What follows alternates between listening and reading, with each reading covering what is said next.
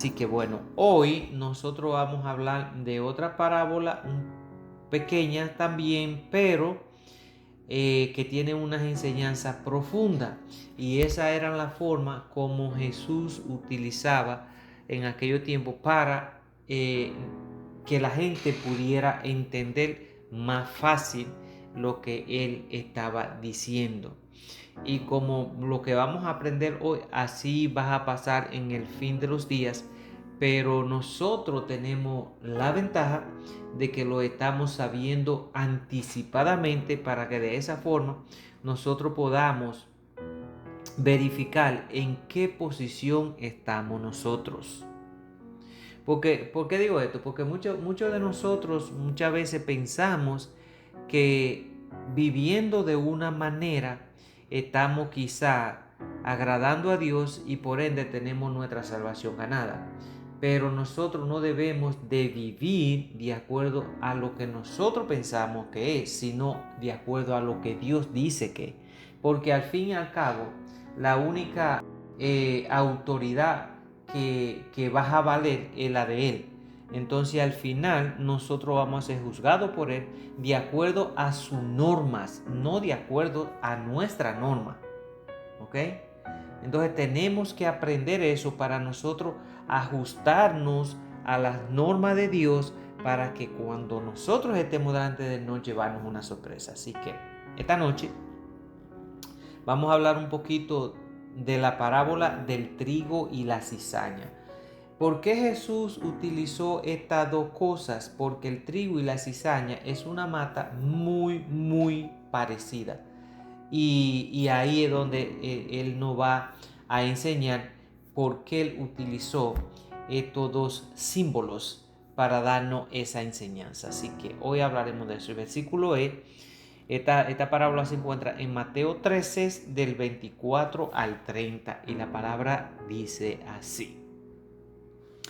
Les presentó otra parábola diciendo, esto es Jesús, decía así: el reino de los cielos es semejante a un hombre que sembró buena semilla en su campo, pero mientras dormía los hombres, vino su enemigo y sembró cizaña entre el trigo y se fue. Cuando brotó la hierba, produjo fruto. Entonces apareció también la cizaña. Se acercaron los siervos al dueño del campo y le preguntaron: Señor, ¿no sembraste buena semilla en tu campo? ¿De dónde, pues, tienes cizaña? Y él les dijo: un hombre enemigo ha hecho esto. Los siervos le dijeron: entonces, ¿quieres que vayamos y la recojamos? Pero él le dijo: no, no sea que al recoger la cizaña arranquen con ella el trigo. Dejen crecer a ambos hasta la siega, o sea, hasta la cosecha. Cuando llegue el tiempo de la siega, yo diré a los segadores: recojan primero la cizaña y átenla en manojos para quemarla, pero reúnan el trigo en mi granero. Aquí nosotros vamos a ver qué el Señor quiere decirnos a nosotros con esta parábola del trigo y la cizaña, y quién es ese enemigo que la sembró y cuáles son los frutos.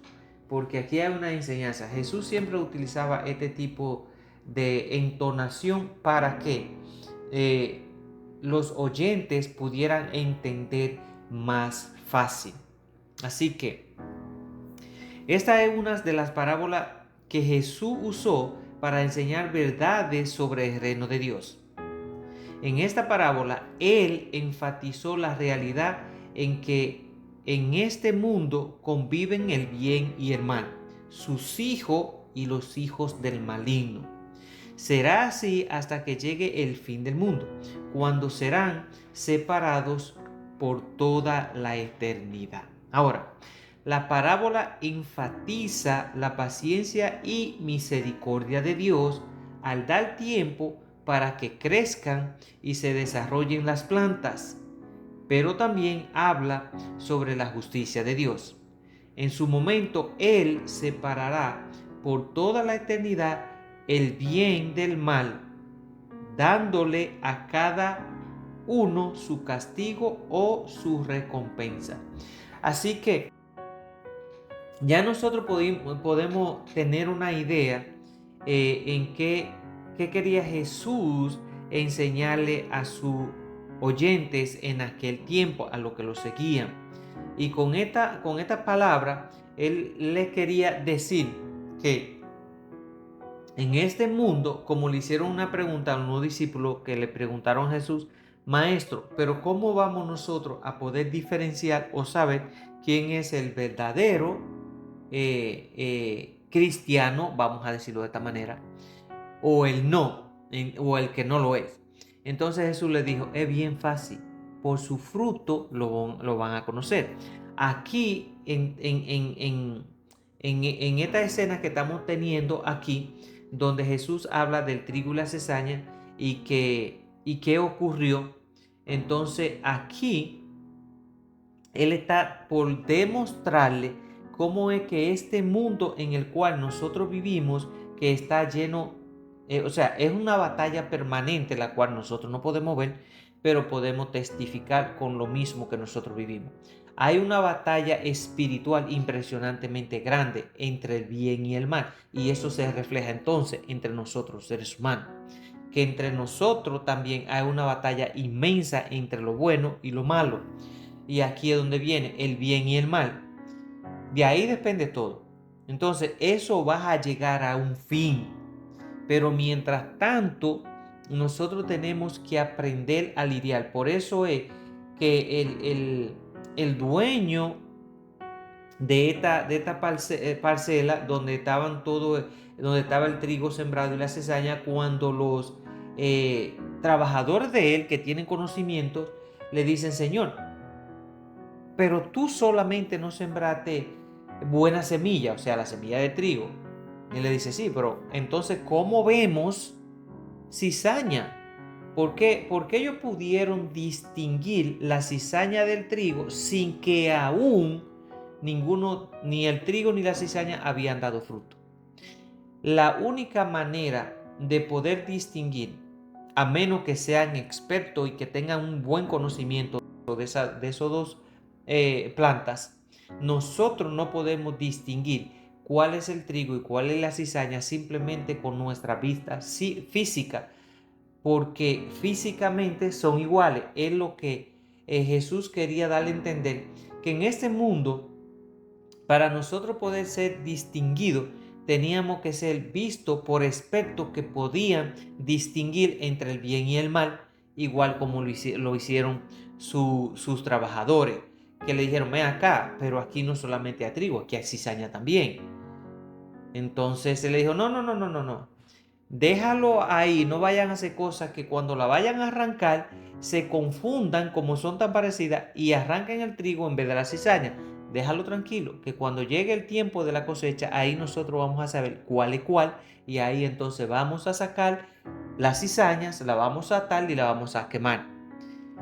Es un símbolo de lo que va a pasar al final de los tiempos. Y a estas cosas nosotros tenemos que prestarle mucha atención, porque esto es de suma importancia para nosotros que estamos en los caminos de Dios. Va a haber una separación entre la humanidad, y los que nos van a separar a nosotros van a ser expertos en la materia, que tienen el conocimiento, que con simplemente vernos ellos van a poder distinguir quién es el verdadero hijo de Dios o quién es el verdadero hijo del diablo. Pero entre nosotros muchas veces no podemos distinguir, y especialmente en estos tiempos que nosotros estamos viviendo, no podemos distinguir quién es un verdadero hijo de Dios y quién no lo es. ¿Por qué? Porque estamos tan mezclados y estamos tan contaminados con las cosas de este mundo que ya ni siquiera podemos distinguir cuál es el verdadero y cuál no. Pero los expertos sí lo pueden hacer, que son los que van a venir con Jesús, y ellos son los que van a separar a los verdaderos de los falsos. Ellos son los que van a separar al trigo de la cizaña. Y ya sabemos que el trigo va a ser pasado al reino de los ciegos, mientras que la cizaña va a ser atada y quemada. Así que vamos a ver lo que nos sigue diciendo la palabra, porque de verdad tenemos que prestarle mucha atención. Así que si nosotros cogiéramos esta cosa un poquito más en serio, yo estoy seguro que nosotros le pusiéramos un poquito más de atención a todas estas cosas. Ahora, aquí vemos, los trabajadores de la finca se dieron cuenta de que habían dos cultivos creciendo juntos. Esto viene siendo nosotros los cristianos y los que no son cristianos, que es el trigo y la cizaña. La planta de la cizaña es muy parecida al trigo. Sin embargo, los trabajadores eran expertos reconociendo la diferencia y fueron a preguntarle al dueño si había sembrado cizaña junto al trigo. Más adelante vamos a ver algo. El dueño se asombró y dijo no.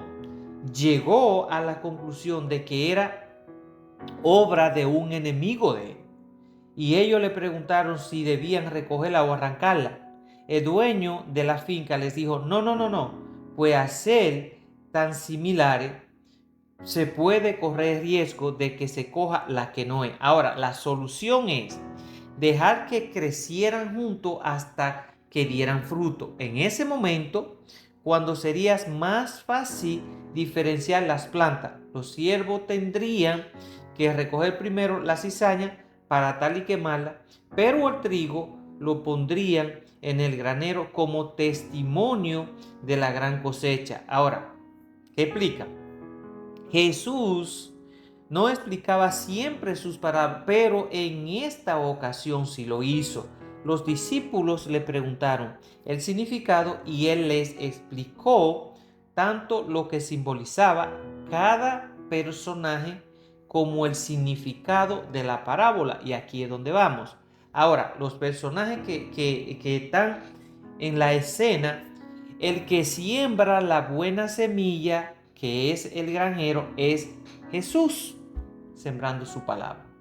El campo en el cual fueron sembradas las semillas es el mundo. ¿Ok? La buena semilla son los hijos del reino de Dios, los hijos de Dios. La cizaña son los hijos del maligno, los que no quieren nada con Dios.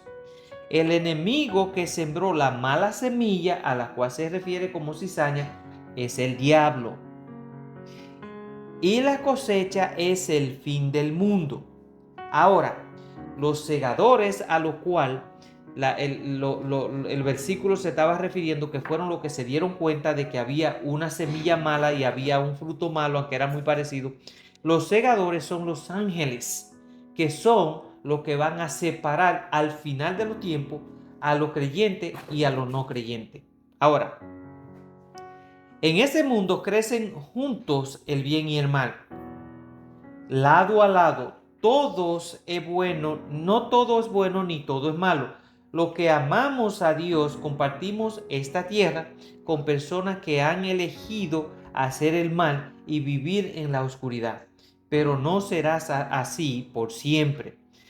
Así que llegará el día en que se recogerá y se quemará la cizaña.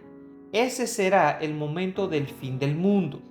Jesús enviará en ese momento a los ángeles, quienes recogerán a todos los que han causado males y tropiezos y los echarán al horno de fuego, donde estarán sufriendo y lamentándose por toda la eternidad. Ahora, por otro lado, ¿okay?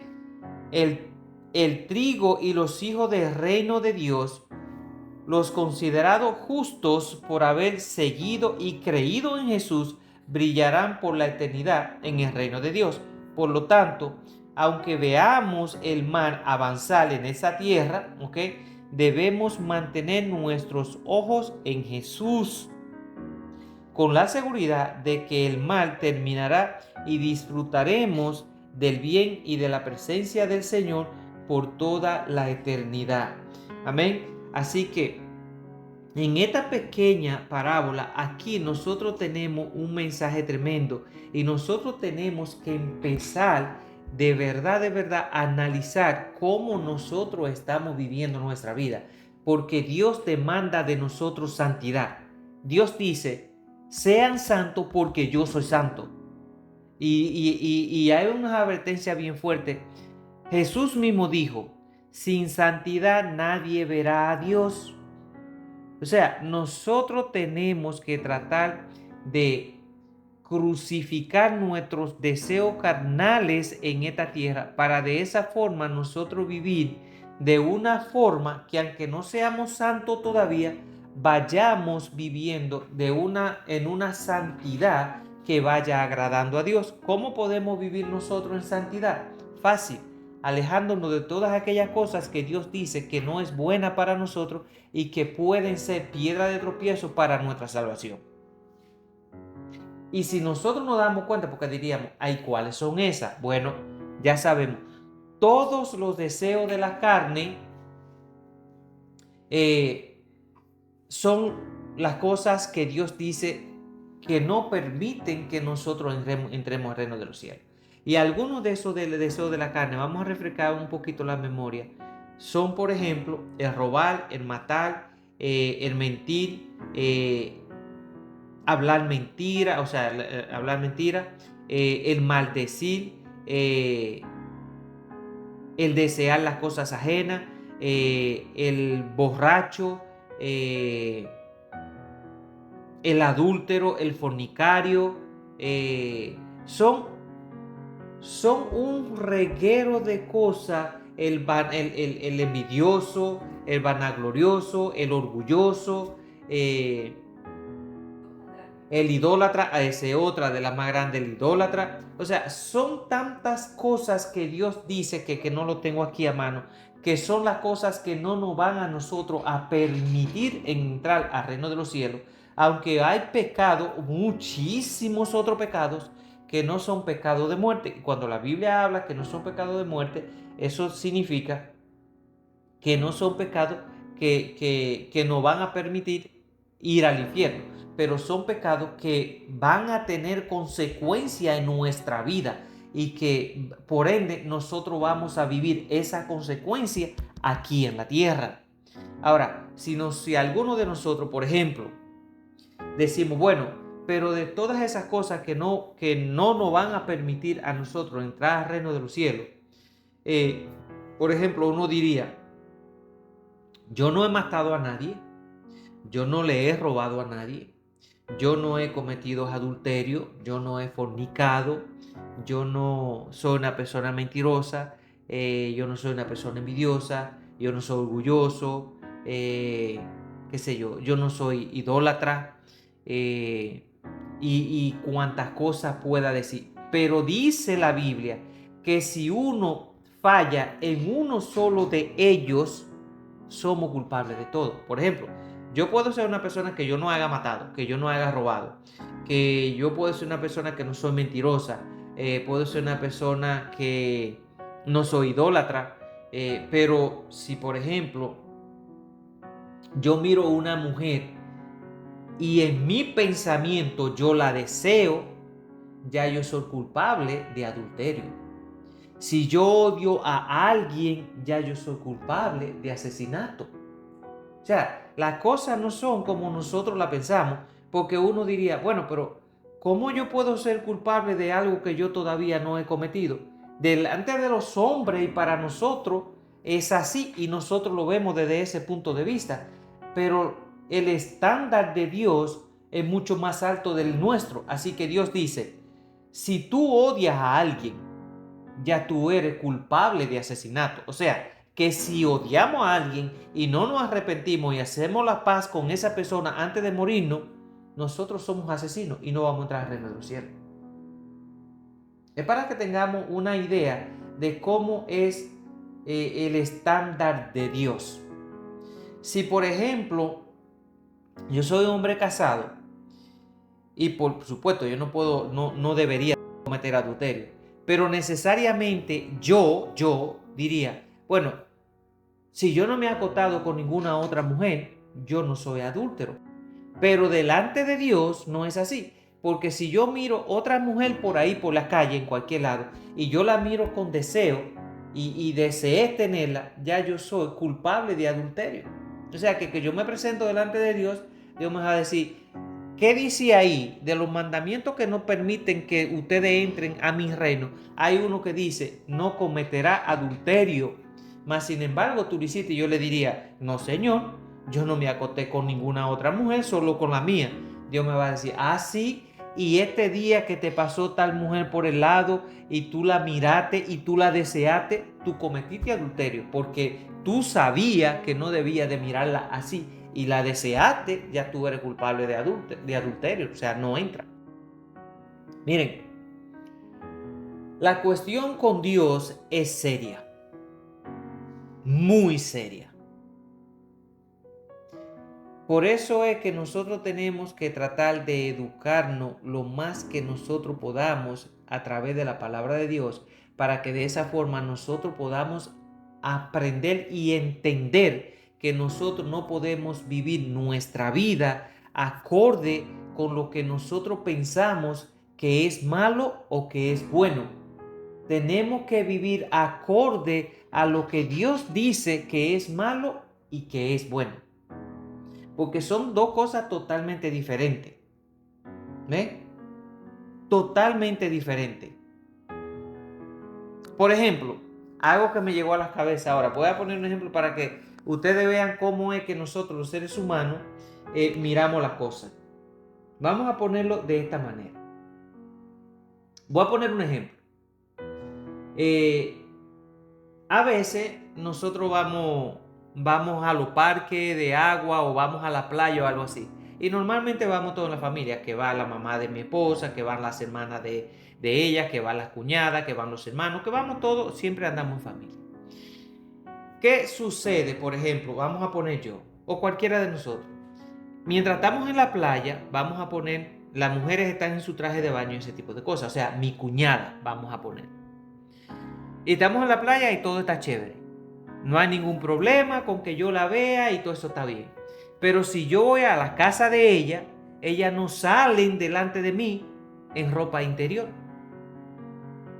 ¿Por qué? Yo me preguntaría, ajá, ¿y por qué tú no te dejas de ver de mí aquí en tu casa en ropa interior? Ah, no, porque eso es malo. Ah, pero en la playa sí. ¿Cuál es la diferencia? El cuerpo es el mismo, la ropa es la misma y la persona es la misma. O sea, ¿cuál es la diferencia? Ah, no, pero que allá se permite y aquí no. ¿Quién dijo eso? Y ahí puse un ejemplo para que podamos entender. Y ahí es donde nosotros estamos equivocados, porque nosotros estamos estandarizando las cosas a nuestras propias conveniencias sin darnos cuenta que el pecado es el mismo. Es el mismo. No hay ninguna diferencia. Pero nosotros lo acomodamos para buscarle una justificación el por qué hacemos lo que hacemos. No, señor. No, señor. Entonces Dios dice, si tú te dejas ver en las playas de esa forma, es lo mismo que si tú te dejaras ver en la casa de la misma manera, porque no hay diferencia ninguna. Es la misma ropa y es el mismo cuerpo. Entonces nosotros, por eso puse ese ejemplo, porque me llegó así más fácil y es algo más entendible. Entonces, de esa forma es que nosotros vemos todo lo demás. Todo lo demás. Pero Dios dice que no. Por ejemplo, una infidelidad para nosotros es cuando nosotros cometemos un hecho con otra persona. En este caso, yo como soy casado, si yo estoy hablando con una mujer y yo llego a besarme con esa mujer, a tener intimidad, o vamos a decir que no lleguemos a tener intimidad, pero me beso con esa mujer y todo ese tipo de cosas, yo estoy cometiendo una infidelidad con mi esposa. Y eso se puede considerar como una infidelidad. Pero si yo estoy testeando con esa persona, yo no lo puedo, o sea, yo digo, yo no estoy siendo infiel porque yo ni me he besado con ella, simplemente estamos hablando. Desde el momento, para con Dios, ¿ok? Desde el momento que hay un coqueteo, sea físico o sea a través de un chat, chateando, al momento de que ya mi mente está dispuesta para hablar con esa persona, ya estoy cometiendo infidelidad y por ende soy culpable de adulterio. Señores, por eso fue que Jesús dijo, y con esto termino, Jesús dijo, si ustedes quieren salvar su vida aquí en esta tierra, niéguense a sí mismos. Y negarse a nosotros mismos significa negarnos a todo lo que tiene que ver con deseos terrenales, porque solamente nos llevan a la perdición. Y como el diablo lo sabe, eso es lo que él está usando desde un principio, para que nosotros vivamos en desobediencia con Dios, pensando que estamos bien. Porque el diablo es experto en engañarnos y nosotros somos aún más expertos en tratar de salirnos con la nuestra, pensando que actuando de esa manera Dios nos va a perdonar. Pero Dios dice que Dios no es un Dios que a uno sí y a otro no. Dios no hace excepción de personas. Dios es un Dios santo y Dios es un Dios justo. Y aunque a Él le duela que nosotros vayamos al infierno, pero si nosotros no vivimos en justicia de acuerdo con Dios, no vamos a entrar al reino de los cielos. Amén.